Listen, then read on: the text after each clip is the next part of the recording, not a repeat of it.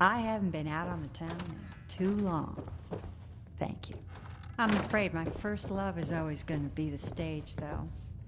I hope you understand. I just can't get too attached. No, I'll it see can't. you around, Goodneighbor. Why not It's make you!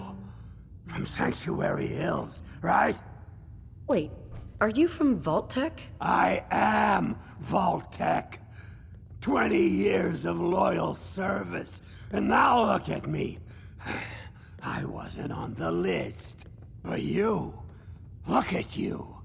200 years, and you're still perfect. How? How's that possible?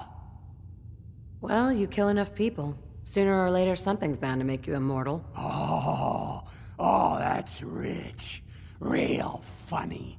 Just like that robot of yours. After the bombs fell and I came to, that bucket of bolts was still there, trimming those damned edges like nothing happened. Yep, I must have set Codsworth's blind optimism levels to stunningly. You know, you're the only other person I met from before. Oh God. I've been so alone here. No Commonwealth settlement, once a ghoul with 200 years of Vault-Tec sales experience. Hey, you know you could head back to Sanctuary. I'll come visit. I promise. Really? You will? Okay, I'll head over there right now. You promise you'll come visit, right? I'll see you there.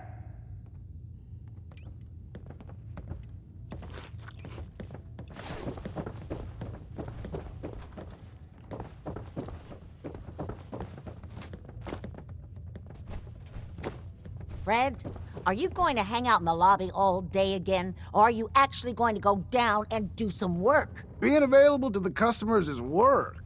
It's not all about cooking chems, Claire. It's not all about sampling those chems either. Maybe if you stopped using, you could focus. What?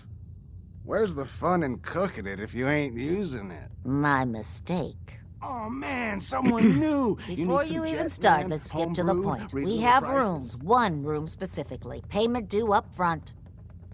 Here's your caps. The room is on the top floor. When you come to the hallway, it's the last one on the right.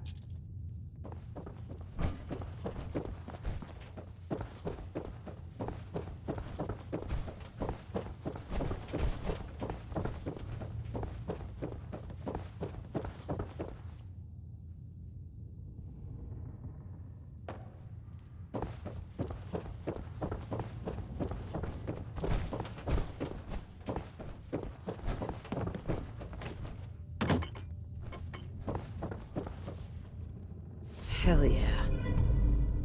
I used to collect comics like that when I was a kid.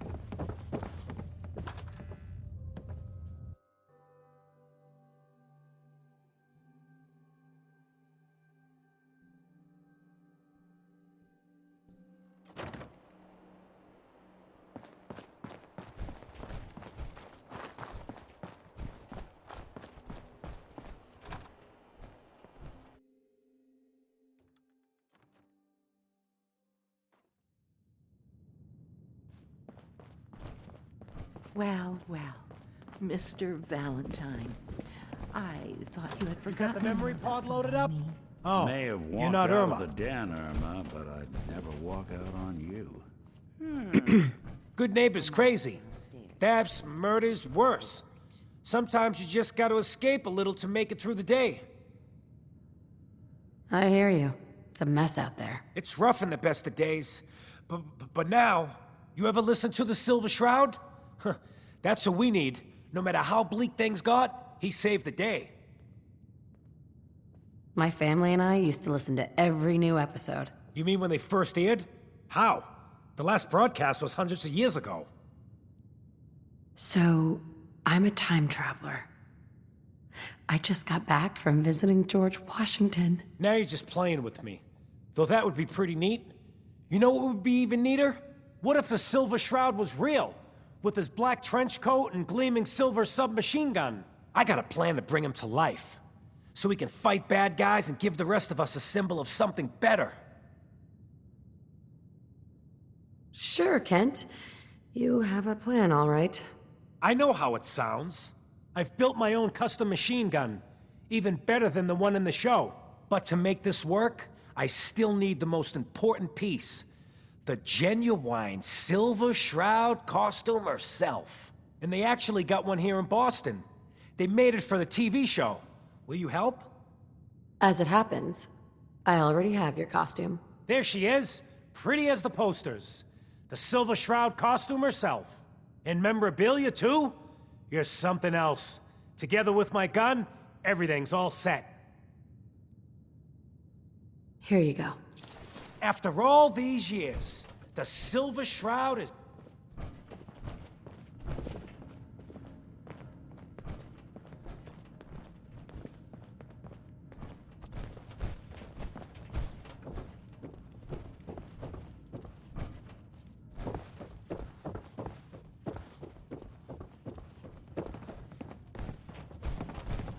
Dr. Amari?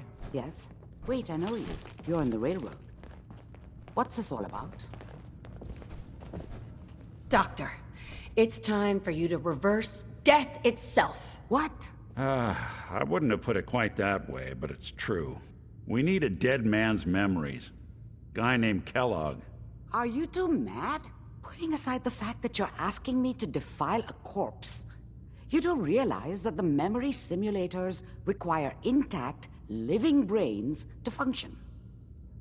Technically, the corpse was defiled already. This dead brain had inside knowledge of the Institute, Amari.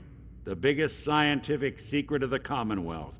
You need this, and so do we. Fine. I'll take a look. But no guarantees.